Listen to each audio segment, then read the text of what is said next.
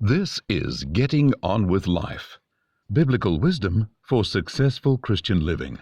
I'm Chris Field, and this topic is appearance or reality.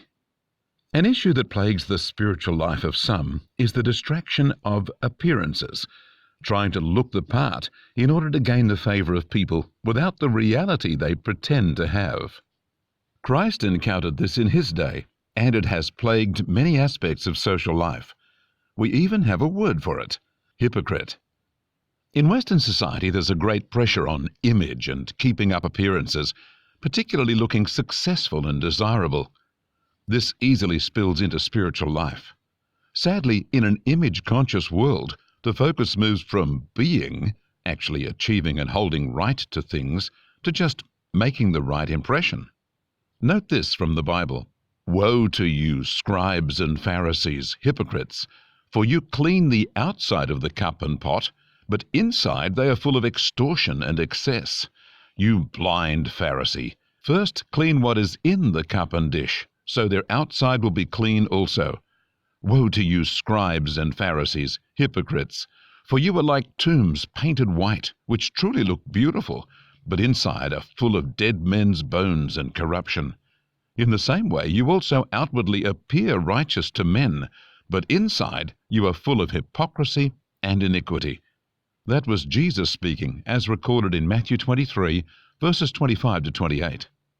Pharisees and scribes focused on appearance, but despite the great impression they gave, God was not impressed, and Jesus called them hypocrites. The appearance did absolutely nothing to impress God or change their reality. The same is true today. No matter what wonderful impression you give off, what is on the inside of you, the true truth about you, is what stands. No amount of looking good can change the tiniest reality about who and what you truly are. Reality is real. Image and impression are fake. Those close to you may well see the truth you ignore. Many a Christian family has raised children who are jaded about their parents' faith, because they saw the parents keep up good impression and make good reputation at church, but behaving unworthy of that in private. The technical word for such behavior is hypocrisy. As a child, my wife was deeply offended by her father, who scolded children for talking with their mouth full. He rebuked them with his own mouth full of food. This struck her as hypocrisy, and she lost respect for her father and his demands. Yet her father didn't catch himself being a hypocrite. He wasn't conscious of the mismatch between his demands and his actions. Parents probably do such things many times over. There is a key to having the best appearance and getting the best respect from others. That key is not found in keeping up appearances, but in being what we want to appear to be. If you ask, "How can I appear more caring?" the answer is, be more caring. Deal with what is inside you that makes you uncaring or appear uncaring. Maybe it's selfishness or conceit or self-serving interests. Whatever those toxic things are, get rid of them and practice genuine care for people. The best wonderful appearance for anyone to give off is the reality of wonderful things inside them. Sadly, in a culture focused on image, people are distracted from developing reality into developing a better image.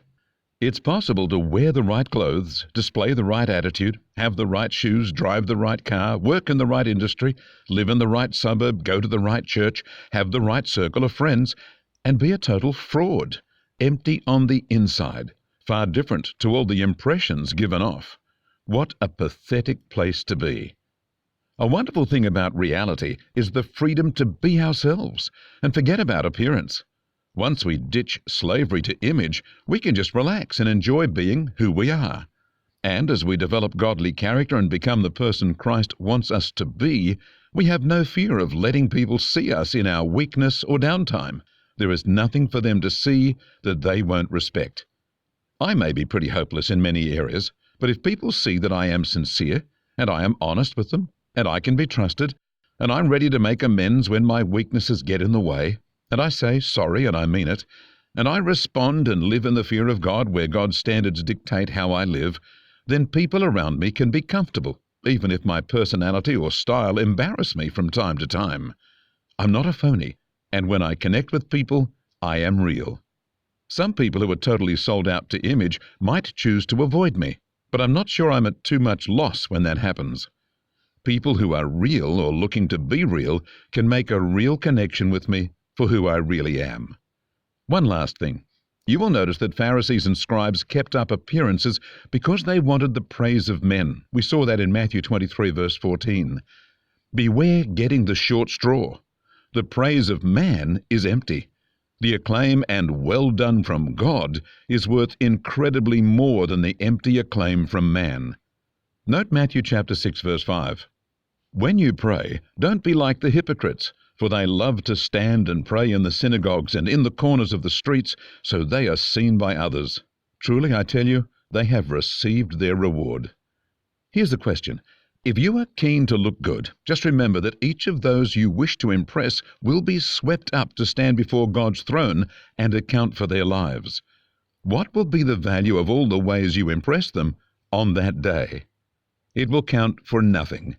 If it counts for nothing then, what makes you think it actually counts for anything today?